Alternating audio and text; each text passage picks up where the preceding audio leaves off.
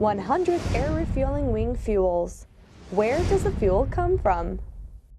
The fuel comes from different areas around the world to a tank farm in the United Kingdom. The fuel then travels through a pipeline or by tank truck to Royal Air Force Mildenhall.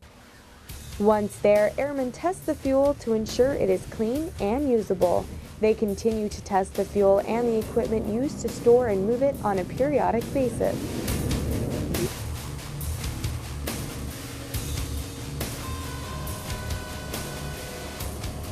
The fuel is then piped away to a bulk storage tank. Airmen from the Logistics Readiness Squadron monitor the fuel tank levels on base and put in a request when the level is low. The fuel is then piped from the bulk storage tank to one of the 3 hydrant tanks around the base. From the hydrant tanks, it goes through filters to the flight line. The Fuel Service Center gets a call when an aircraft needs fuel. Hello? Fair praise. They then send airmen out to that aircraft to refuel it. Each aircraft spot has a port that a pantograph can be hooked up to in order to access the fuel. Lastly, a fuel truck is used to take fuel to any aircraft that is not parked on a fuel spot.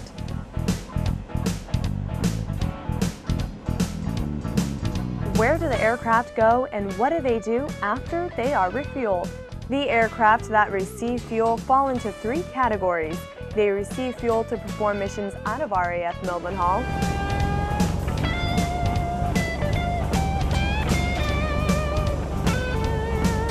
they are transit aircraft visiting the base to either pick up, drop off, or just refuel.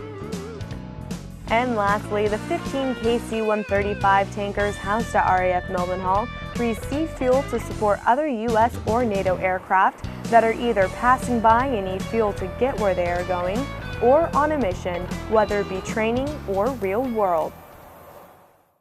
One drop of fuel can have many adventures, starting from the ground to the pipeline to a truck or pantograph refueling a KC-135 whose mission is to refuel an MC-130, which in return extends a CV-22 on its way to complete a mission.